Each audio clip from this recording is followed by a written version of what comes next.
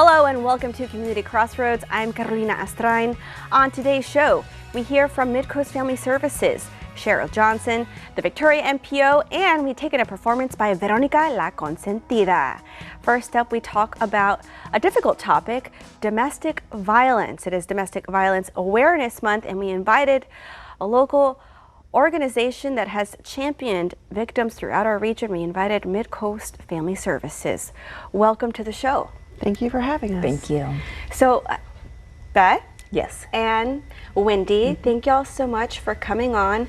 Talk to us a little bit about some activities that y'all have been part of here in the Crossroads connected to Domestic Violence Awareness Month. We have been posting a lot on our Facebook page, a lot of facts and myths and little information bits on our Facebook page.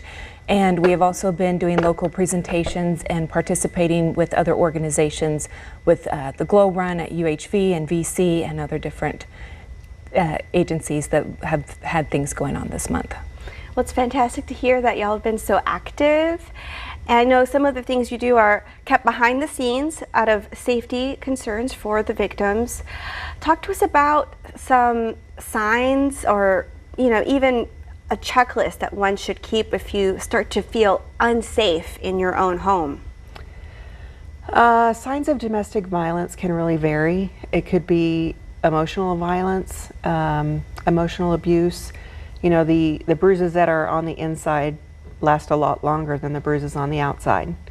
And so making sure, when domestic violence can be as little as a poke or a push or strangulation or worse. So a checklist, I think it can be scary to keep a checklist because what if the person who's abusing you finds it? Right. And they know that you're leaving, because we know that the statistics are that when a person is trying to leave an abusive relationship, the chance of future violence ramps up 70%.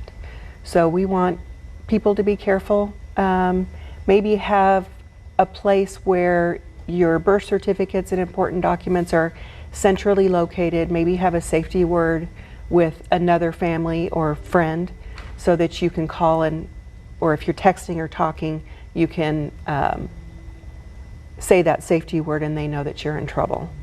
You can also text 911. If you are in a dangerous situation, discreetly go to a bathroom and text 911, and you're texting with the dispatcher, and you can get help that way.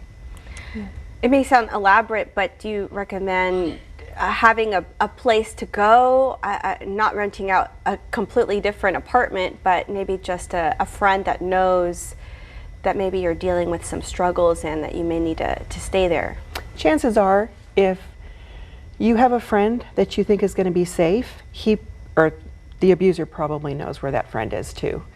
We recommend calling the shelter or our 24-hour hotline, 573-HELP, and safety planning with us. And if, we would love to bring you in, and if we've got space, otherwise we've got other resources, and we'll help you decide if that's the right next move for you.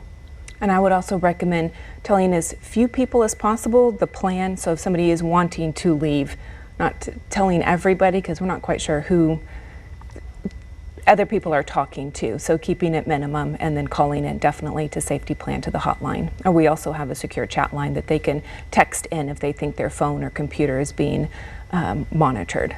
Is it in English and Spanish, the chat line? It, depending on who is answering Right. it. We have our hotline is 24 hours. It's manned, and we do have some level of bilingual hotline call takers. If not, we do have a language line that we can facilitate. Well, that's excellent. I know we have a 50% Hispanic population here in Victoria. I know it's constantly growing, so it's great to have those language services. Yes.